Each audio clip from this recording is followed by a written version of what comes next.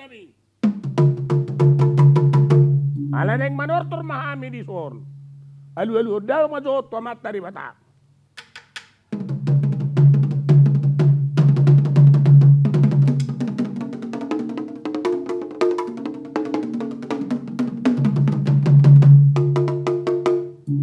Nunga di alu damang tomat tari bata.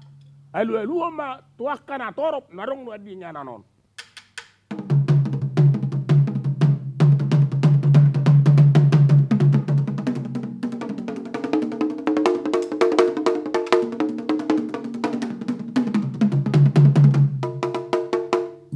Di alu hodamang nanong dia nganon bae mamuse alu ma ima tu amata mula jari na bulun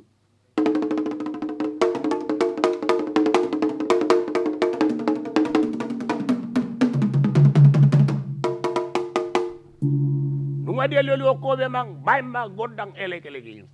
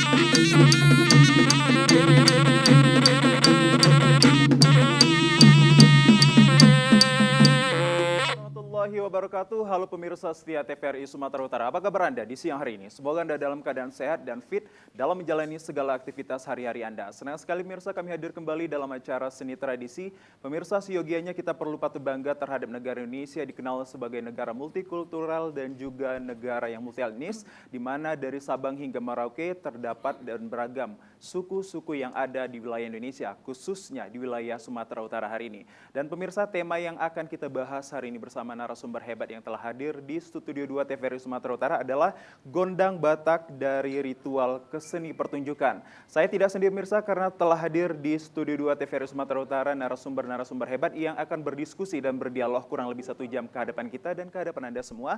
Yang pertama pemirsa, saya perkenalkan langsung di sebelah kiri saya seorang wanita cantik dan juga selaku akademisi. Beliau adalah Ibunda Rita Oni Huta-Julu. Selamat siang Bu, apa kabarnya hari ini? Baik. Sehat ya Bu? Cantik ya, sekali pemirsa.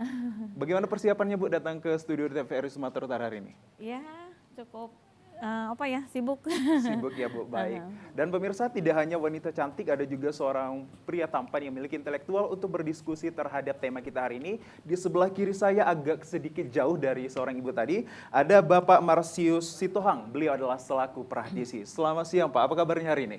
Biasa. Sehat ya Pak? Sehat Pak. Kalau saya bertanya tadi kepada Ibu ini persiapannya, kalau dari Pak Marsius, persiapannya datang ke Studio 2 TVRI Sumatera Utara, seperti apa? Ya persiapannya udah cukup matang, udah memang lentar, udah biasa.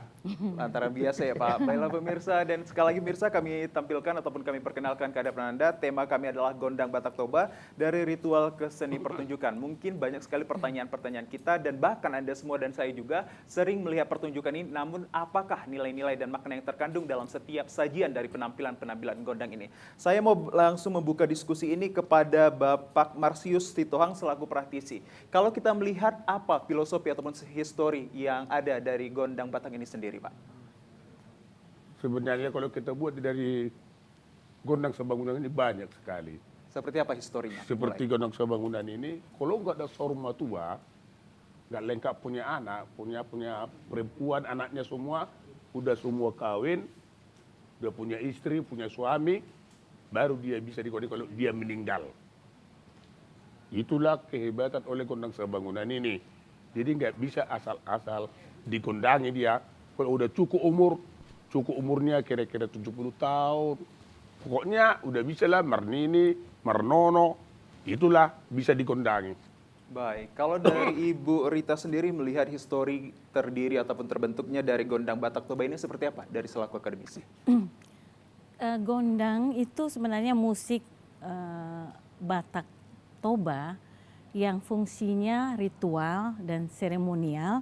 Jadi tidak ada upacara di masyarakat Batak yang tidak memakai gondang.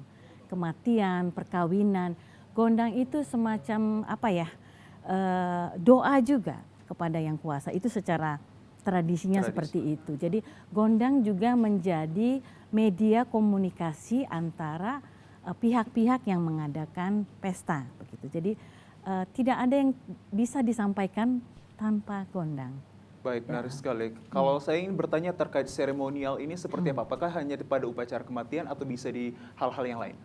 Banyak perkawinan. Perkawinan juga bisa? Iya, upacara panen misalnya. Kalau orang Batak itu dulu ketika habis panen mereka mau bersyukur, hasil panen juga disampaikan kepada yang kuasa lewat gondang. Berarti tujuan dari terbentuknya Gondang Batak ini adalah ungkapan rasa syukur masyarakatnya, gitu ya Bu? Iya. Kalau dari Pak Marsius sendiri ada yang mau ditambahkan terkait tujuan terbentuknya dari Gondang Batak ini? Kalau tujuan terbentuk sama yang seperti bilang Ibu Rita tadi.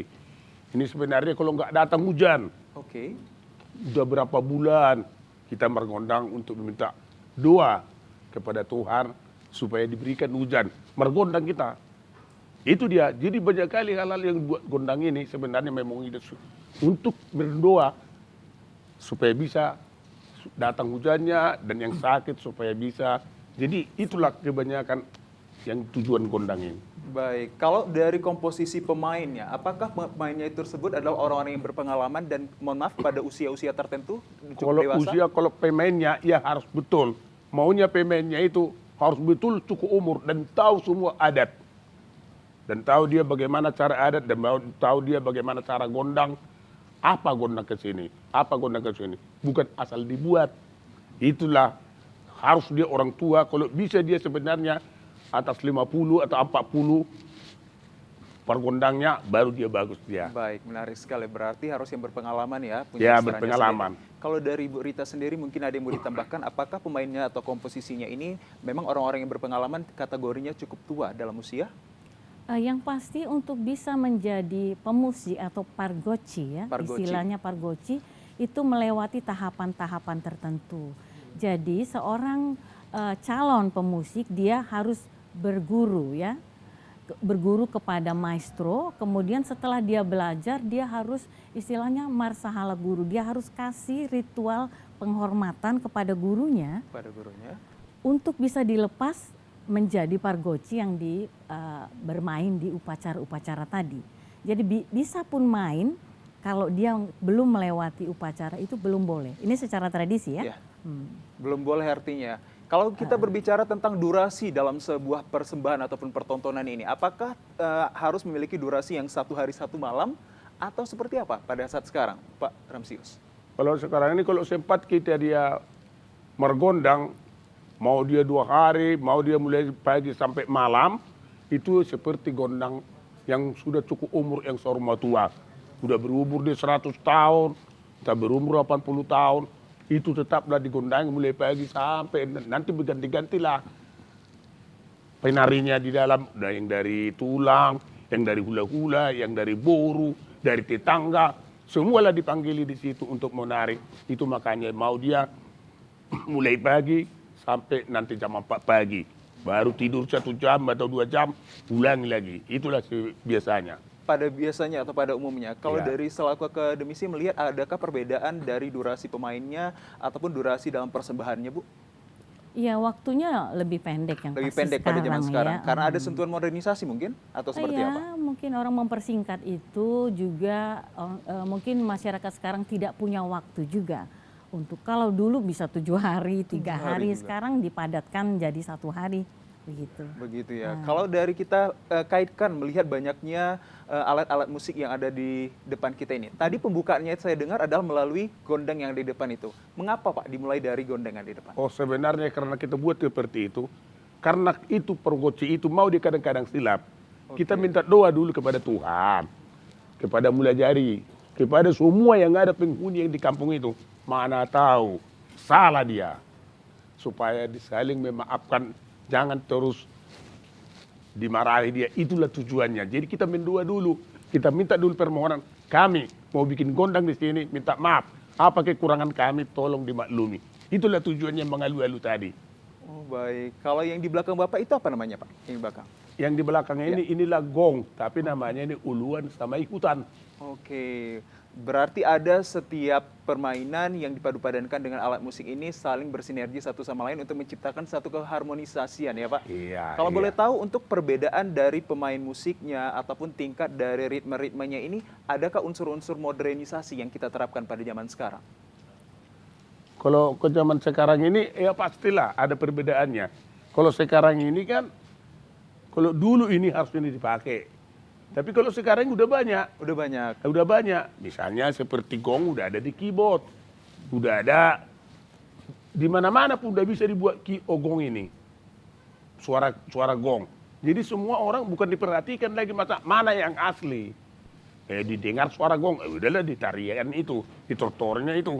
Itulah kalau zaman sekarang. Jadi udah kebanyakan sekarang tidak betul lagi diteliti mana suara musik asli, mana suara gondang asli.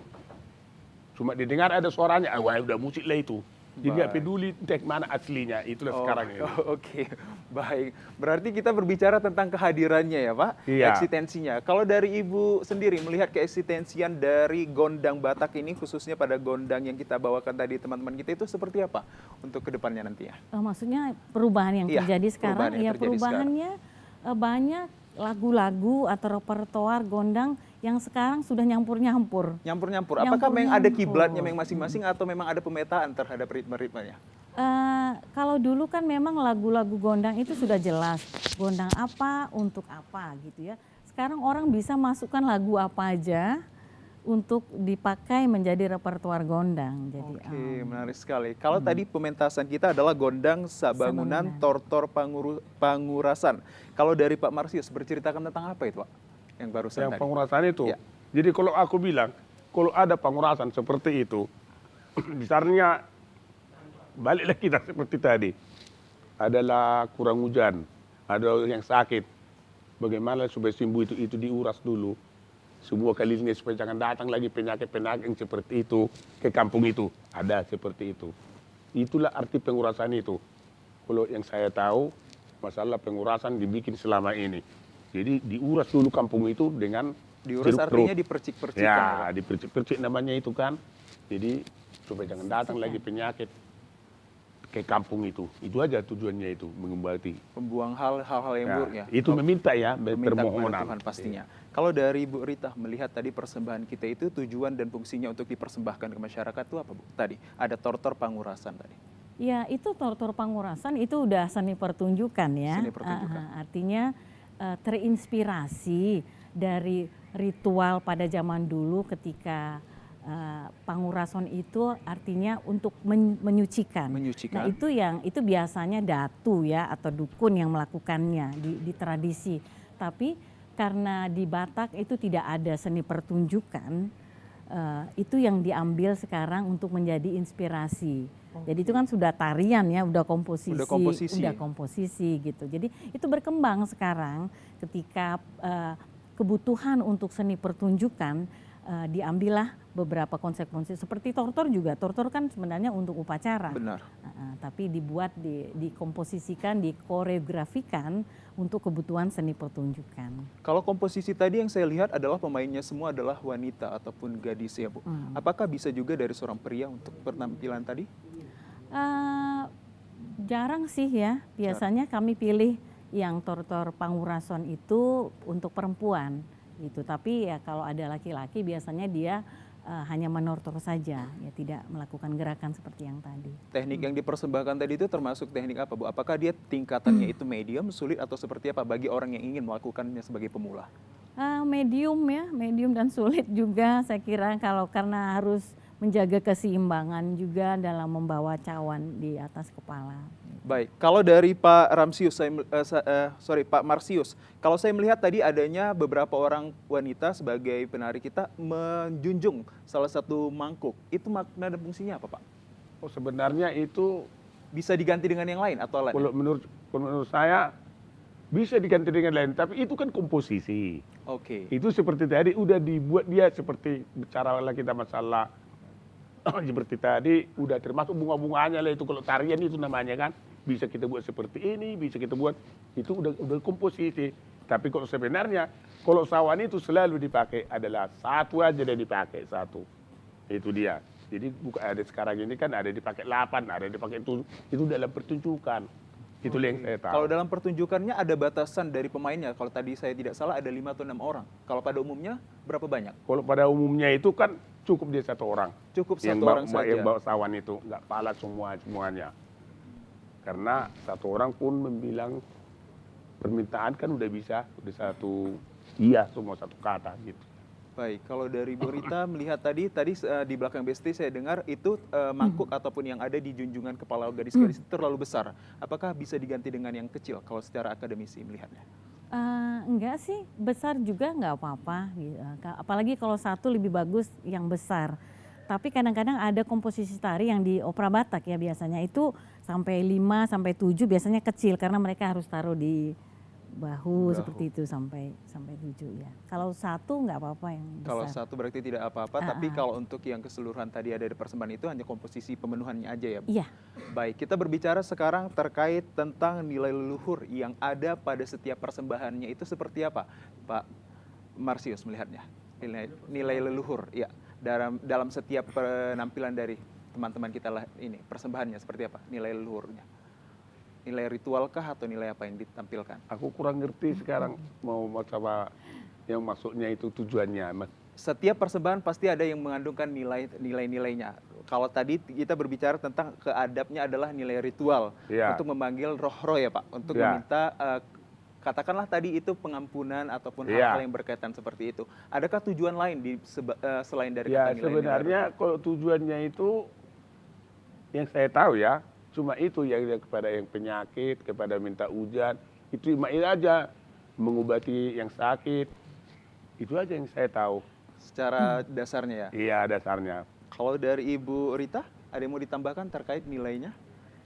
Ya, seperti yang disampaikan oleh Bapak Marsius tadi, yaitu tadi untuk purifikasi ya atau penyucian. Gitu. Ya. Kalau terkait sawan pangurason itu, pangurason kan seperti membersihkan artinya, makanya air biasanya pakai jeruk juga, itu simboliknya kan seperti untuk membersihkan. Baik, menarik sekali. Sebelum datang ke sini Pak, apakah ada ritual khusus untuk sebelum penampilan ini?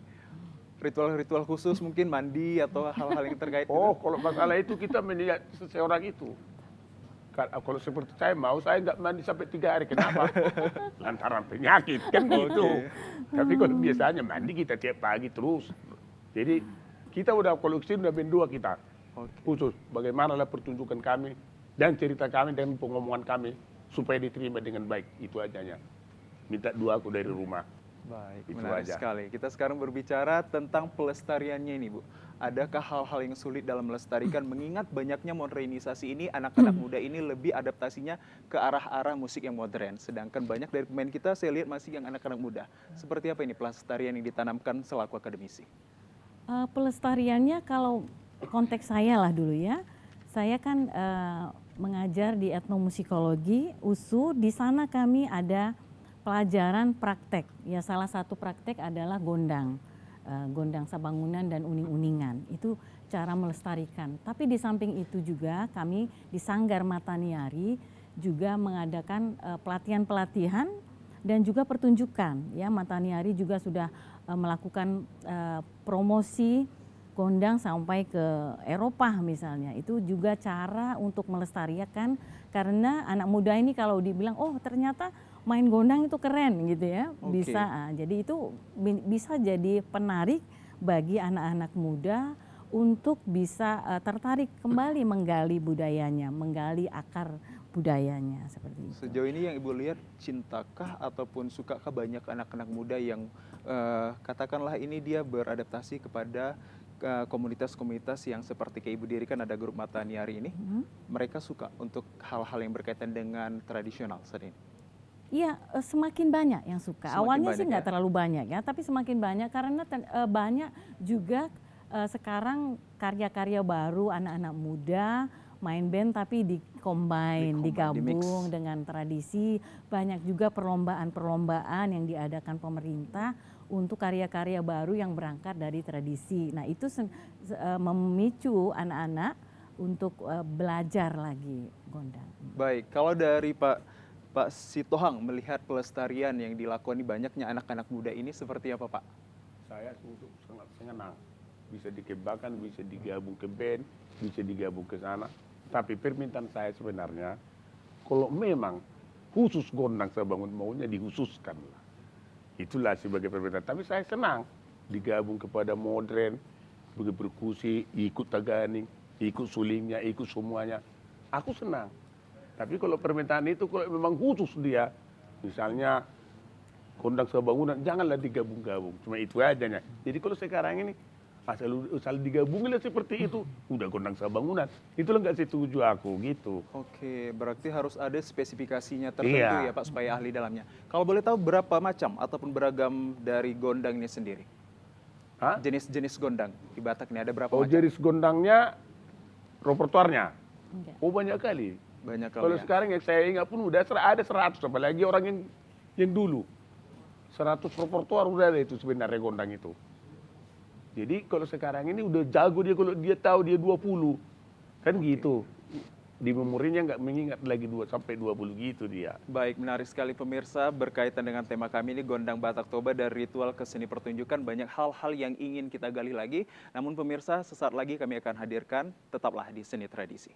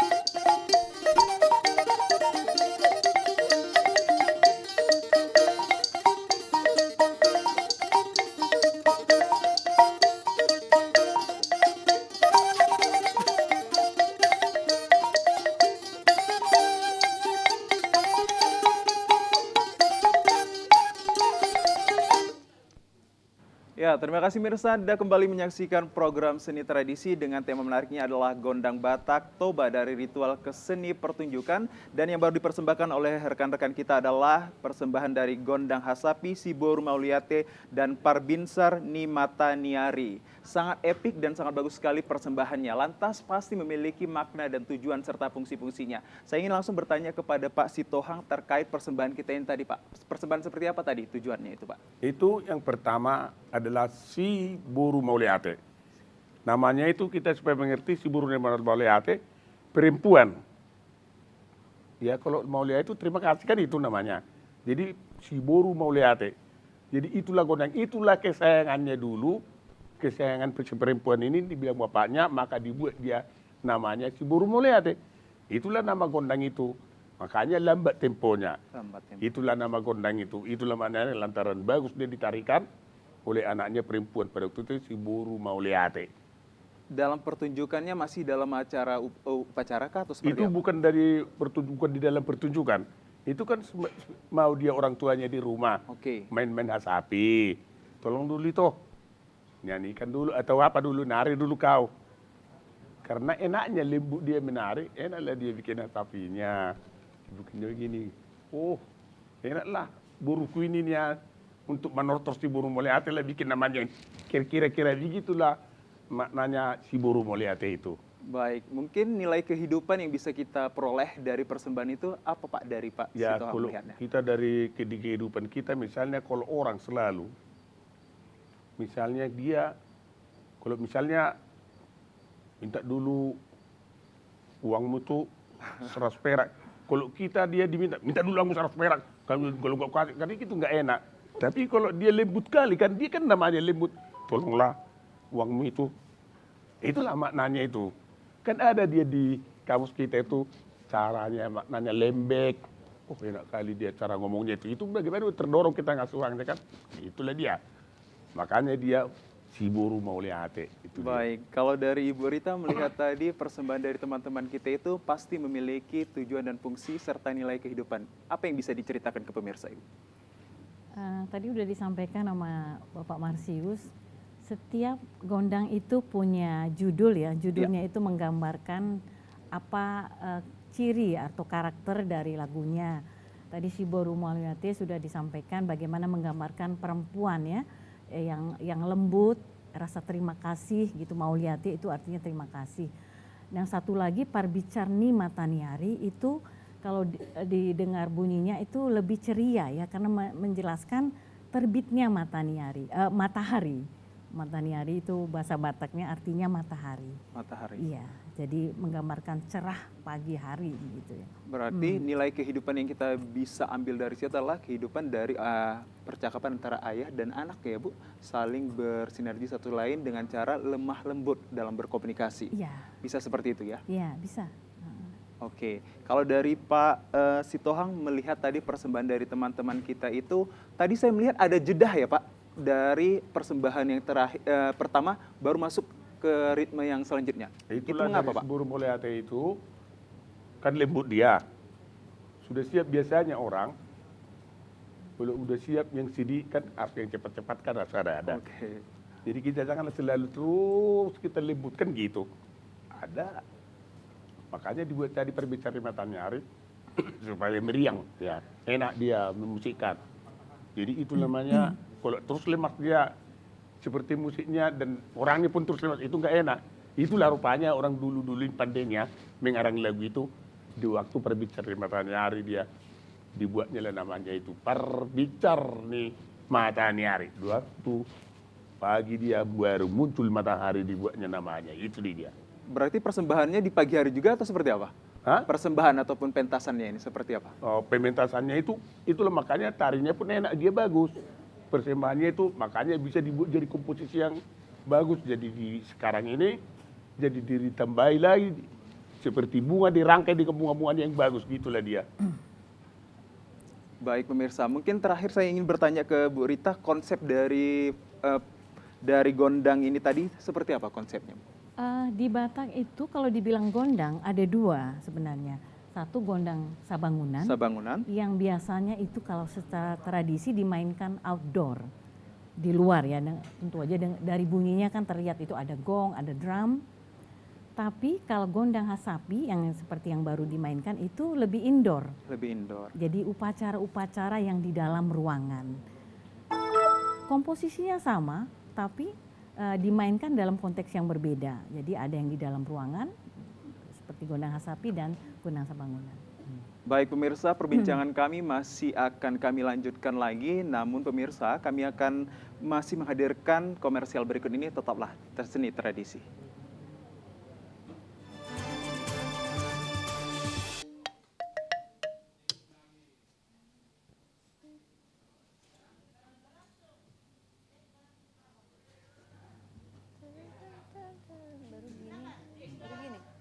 Bebas aja lah.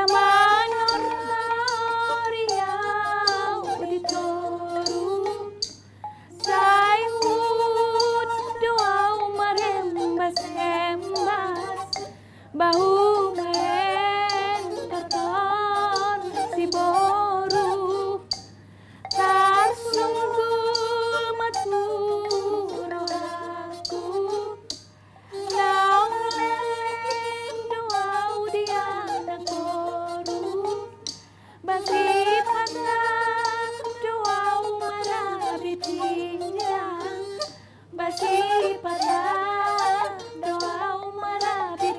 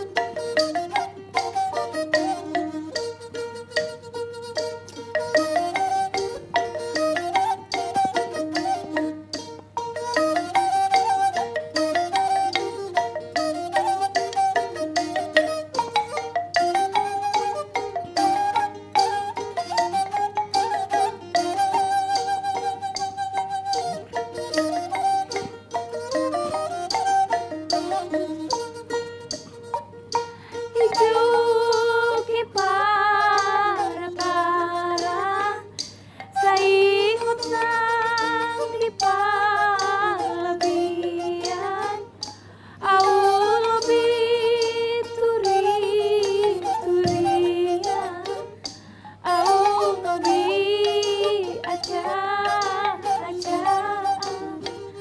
nungap panjukoni dainang jala panjukoni daamang umbahin udah songonon amang dan aku besa kalian.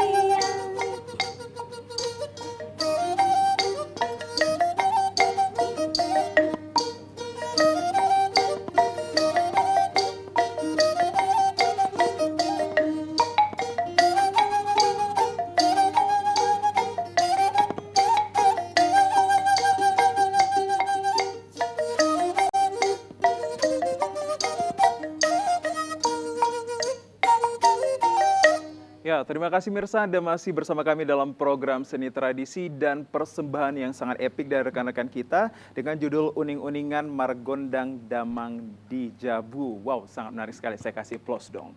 Pemirsa, kita masih ingin lagi membuka diskusi terkait tadi persembahan dari teman-teman kita ini. Saya langsung ke Ibu Rita ini. Tadi persembahan apa dan apa maksud dari persembahan tersebut, Ibu? Itu lagu dari tradisi opera Batak. Mengisahkan bagaimana seorang anak perempuan, bukan anak ya, gadis. Seorang gadis yang belum kawin. Jadi kesedihannya yang dia mungkin sudah dianggap berumur dan belum kawin. Jadi bagaimana orang tuanya juga sedih karena di Batak itu status orang tidak akan berganti kalau dia tidak kawin. Dia dianggap anak muda terus. Jadi perkawinan itu sangat penting untuk melewati masa-masa ritus peralihan. Baik, kalau saya lihat tadi konsep dari persembahan ini juga disertai dengan nyanyi ataupun lagu-lagu. Yeah. Memang seperti itu Pak, Bu, pada dasarnya? Iya, kalau gondang kan memang instrumental, tapi tradisi opera Batak tahun 1920-an itu muncul mengangkat musik-musik tradisi itu ke dalam bentuk seni pertunjukan, ditambahkanlah di sana nyanyian-nyanyian. Jadi itu sebenarnya sudah berangkat dari seni pertunjukan teater tahun 1920-an dan salah satu lagu yang kita bawakan tadi itu menceritakan tentang itu anak gadis yang belum kawin. Gitu. Baik, Jadi, apakah dalam setiap pertunjukannya memang konsepnya harus ada 2 orang wanita? oh ya enggak lah, kalau nyanyi kapan aja 5 orang bisa, 1 orang bisa. Gitu. Kalau untuk konsep ini di indoor atau di outdoor paling banyak untuk dilakukan? Kalau opera Batak itu outdoor biasanya, outdoor. Ya, itu tradisi teater ya biasanya kalau satu kelompok itu bisa keliling desa-desa, kemudian mereka bangun panggung di sana bisa nyanyi-nyanyi. Ini lagu-lagu yang dipakai di selang-seling babak cerita. Gitu. Baik, saya langsung ke Pak Sitohang melihat tadi persembahan dari rekan-rekan kita ini seperti apa Pak? Kalau dari Bapak sendiri melihat tujuan dari makna persembahan mereka ini seperti apa? Untuk tujuan lagu persembahan tadi, menurut saya, memang itu cerita kepada bapaknya. Karena pandai di bapaknya main musik, jadi sayang dia kepada bapaknya, disuruhlah dan bapaknya pun sayang. Maknanya kan ia saling bapak dengan anak dia. Latar Didiani dibikinlah ceritanya seperti itu. Baik, kalau kita lihat tadi untuk keterkaitan pada ritme-ritme yang dipersembahkan ikut juga dari musik-musik instrumennya ini seperti apa kolaborasinya yang Bapak lihat Pak Sitohang? Ya, kalau ini sebenarnya jadi yang dibilang cerita itu udah jelas sebenarnya. Kalau masalah ini ditanya, udah bisa lihat saya kerasa ditanya sama Ibu Rita kalau masalah itu. Baik, untuk Ibu Rita langsung kita alamatkan. Keterkaitan dari musik dan juga persembahannya, seperti apa itu Bu? Ya musik mengiringi lagunya, kalau lihat dari melodi itu melodinya biasanya melodi yang sama. Melodi musik juga sama dengan melodi vokal gitu. Baik. Yang ingin saya tanyakan mungkin dan pemirsa yang di rumah adalah ciri khas yang menjadi utama dari setiap persembahan-persembahan yang mungkin dari teman-teman udah laksanakan tadi. Yang ini apa ciri khasnya, Bu? Ciri khasnya apa ya? Ya itu tadi, lebih lembut mungkin. Nah, alat-alat musiknya juga halus, ada hasapi, sulim, garantung, itu semua alat-alat yang suaranya lebih lembut ya. Beda dengan yang gondang Sabangunan tadi. Baik, kalau untuk yang terakhir sebelum kita mengakhiri perjumpaan kita, saya ingin juga dan masyarakat luas sana ingin perkembangan serta pelestarian dari musik-musik tradisional ini terus menjadi salah satu upaya untuk diingat oleh regenerasi kita. Apa yang ingin Ibu sampaikan ataupun Ibu suarakan? Saya berharap bahwa bukan hanya pemusik ya, pemusik atau anak-anak muda yang senang musik yang mau melanjutkan atau melestarikan. Yang penting, paling penting adalah masyarakat. Saya sangat mendorong masyarakat Batak Toba sekarang menggunakan lagi gondang Sabangunan, gondang hasapi untuk ritual Keagama. Bukan hanya perkawinan, juga kematian ya. Karena sekarang banyak orang yang sudah menggantikan cukup dengan keyboard aja gitu ya. Walaupun suara gondang itu bisa dimunculkan, tapi sangat disayangkan kalau kita kehilangan kebudayaan atau tradisi yang sangat kaya ini. Misalnya gondang Taganing itu ya, itu gendang bernada. Itu cuma 3 di dunia yang punya gendang seperti ini. Jadi kalau kita sendiri tidak memeliharanya, mungkin 10 tahun lagi ini akan punah. Jadi saya sangat mendorong, bukan hanya kami pemusik yang menjalankannya, masyarakat juga memakainya gitu. Karena ekosistemnya nggak akan jalan kalau tidak ada masyarakat yang memakai. Pemusik akan tentu saja kehilangan pekerjaan ya. Jadi kalau masyarakatnya mau menggunakan gondang Sabangunan dengan sendirinya, ini akan hidup. Boleh, tapi tidak mau siogianya juga modernisasi juga harus menjadi tampilan yang boleh dimasukkan atau tidak? Ya, modernisasi boleh, tapi jangan lupakan akar. Roots itu harus dijaga. Jadi akar itu menjadi sumber inspirasi dari karya-karya baru. Kalau sumbernya hilang, karya barunya tidak akan berakar. Identitas kita nggak akan terlihat. Baik, kalau ingin dilakukan modernisasi, diletakkan pada mana yang untuk bisa dimasukkan modernisasi itu, Bu? Wah, itu panjang jawabannya. Apakah di bagian musik-musiknya atau ritmenya? Semua, dari segi apapun bisa ya. Itu artinya organik aja ya. Kalau kita kenal betul sama tradisi kita tahu estetikanya, ketika kita menggarap yang baru itu akan terasa. Baik, menarik sekali. Terima kasih Bu Rita. Saya langsung ke Pak Sitohang untuk memberikan satu nasihat kepada masyarakat luas agar praktik dan juga dalam pengembangannya ini sejalan, khususnya kepada kaum-kaum yang masih muda, Pak. Boleh untuk disampaikan. Ya, terima kasih diberikan waktu sama saya. Saya minta tolong, dan inilah sebagai, karena saya sudah mulai tua, karena udah panjang umur, mudah-mudahan tolonglah dipelajari. Kami masih senang kalau dipelajari kebudayaan kita itu, jangan sampai ada yang tinggal. Kalau zaman sekarang bukan kami melarang untuk membangkitkan lagu yang kalian buat itu. Jadi tolonglah, kalau bisa dipelajarilah lagu-lagu atau gondang-gondang Batak yang ada di Batak Toba itu. Misalnya seperti sekarang, kalau bisa permintaan saya, kalau bisa mulai dari SD, sebenarnya tolonglah dipelajari. Kalau nggak mulai dari SD ini, nggak bisa dapatnya bagaimana teknik-teknik permainan Batak Toba itu untuk mergondang. Jadi pesan saya, tolonglah saya minta supaya bisa mempelajari gondang dan uning-uningan semua yang ada di Batak Toba. Terima kasih. Baik, terima kasih Mirsa. Tanpa terasa sudah 1 jam kami menemani Anda dalam program kesayangan kita yaitu Seni Tradisi. Apapun yang diceritakan oleh rekan-rekan kita dalam persembahannya menjadikan ciri khas dari suku yang ada di wilayah Sumatera Utara ini, khususnya pada suku Batak. Jadikan inspirasi dan juga jadikan pedoman bagi kita semua bahwa regenerasi adalah salah satu utamanya yang menjadikan budaya tersebut akan menjadi terrealisasi. Pemirsa, kita akan ketemu di Seni Tradisi selanjutnya. Namun terimalah persembahan akhir kami dari Sinanggar Tulo. Silahkan.